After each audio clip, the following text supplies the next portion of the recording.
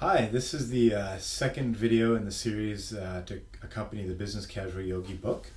And today I'm going to talk about sort of just after the front matter of the book. It's actually technically called the front matter, and that includes the table of contents, the foreword, the preface, and the introduction.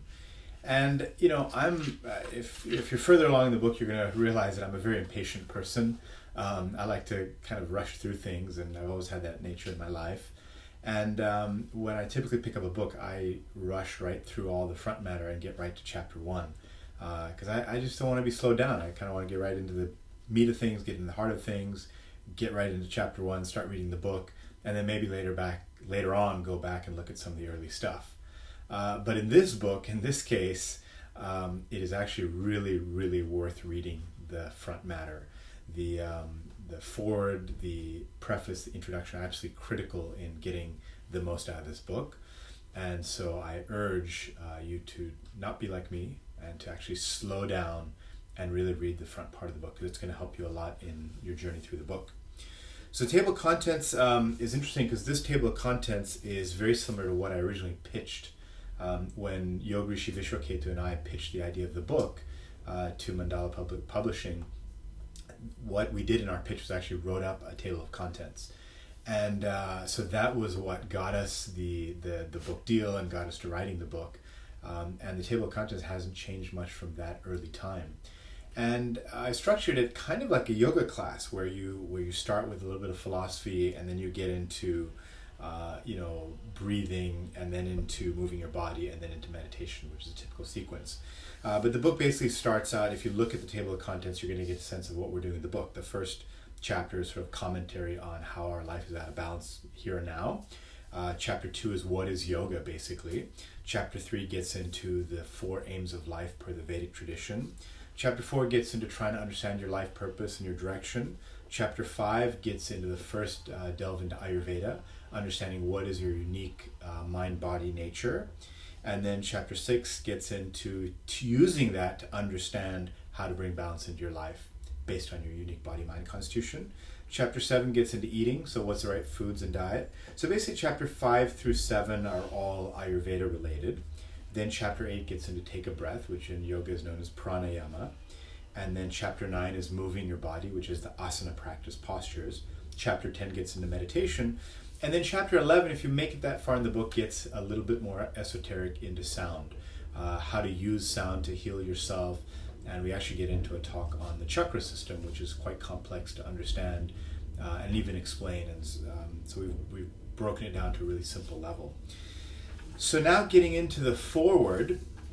So the foreword was written by a very dear friend of mine, Hal Sperlich, who was the guy who invented the minivan. He was also the guy who invented the Ford Mustang. So he's a very creative guy, was a product planner in the automotive industry, very similar to my early career. I was a product planner. And he basically came up with the idea for the Ford Mustang, a nice 2-seater affordable car for the masses, and that was a runaway hit for Ford. And then he pitched the idea of a minivan to Henry Ford, and Henry didn't bite on the idea of a smaller van for families as a family mover.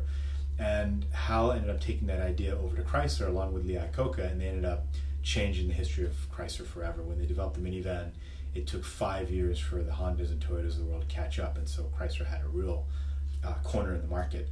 So it's kind of neat because Hal talks about his story and also how some of the teachings in this book, some of the Vedic wisdom might have helped him at that time in those senior levels of leadership. He went on to become the president of Chrysler Corporation. He also spun off a company that became a big supplier to General Motors called Delco Remy.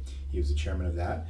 And he was also chairman and CEO of Pulte Homes, a major home builder in the United States. And Hal also was one of the first people who ever took me to see Deepak Chopra. I didn't really know much about Deepak Chopra, and Hal, actually at the time I met Hal, this was about 20 years ago, I didn't know what the word Vedic tradition meant. In fact, Hal was one of the first people to ever bring that word up to me. He said, I'm studying Vedic science. And I'm like, what is this Vedic science thing? And of course, along the way, he invited me to meet Deepak Chopra. And that's when I started to understand the sort of formalized language around the tradition beyond just the yoga system, so the Vedic tradition specifically. And I came away quite impressed with Deepak Chopra.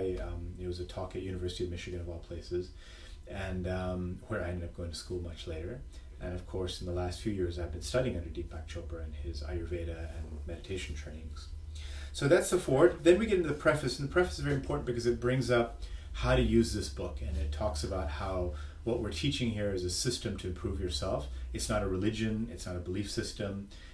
You basically should question everything you come across in the book, and if it resonates with you, follow it. If it doesn't, let it go. Don't dwell on it. And furthermore, the preface really gets into talking about why we're using Sanskrit in the book, why Sanskrit is important to understand. It's just a way to connect to the original tradition. And so we use Sanskrit words so that you hear the vibratory tone of what different things mean. Pranayama, for instance, breathing. Breathing means a very small thing in the English language.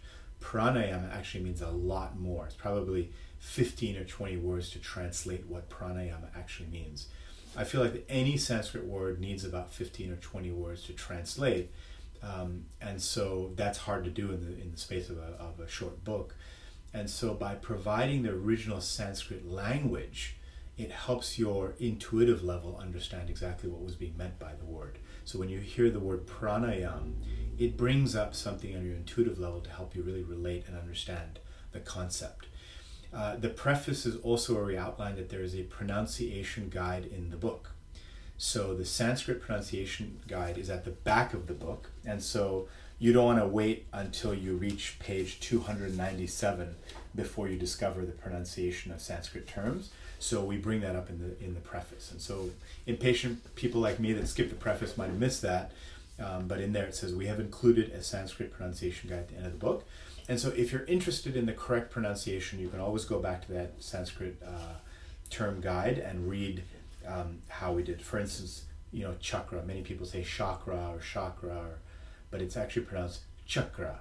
And so we explain how that's pronounced in the back as CHUK-RA, chakra. So that's the preface. Then the introduction, we get into sort of laying the foundation for why we wrote this book. Why did we write this book? What does business have to do with yoga? And how we, myself being a tech entrepreneur turned executive coach, and Vishwaketu being a Himalayan yogi, were being asked by lots of people for a recommendation on a yoga book. And we really didn't feel there was one out there that really captured the entire tradition, all the teachings, and also brought them into a very simple, easy to understand way. And then furthermore, taking those same teachings and applying them for a framework for leadership to help people lead better in the roles that they are in their working lives.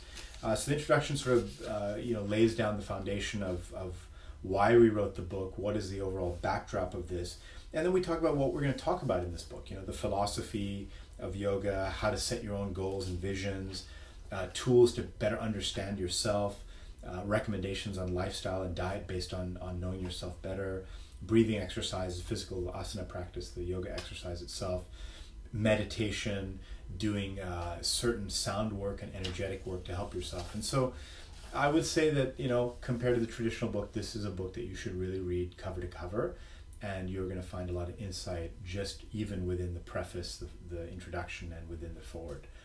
So look through those, and I hope you enjoyed this video, and we'll be back next time with a video on chapter 1. Thank you.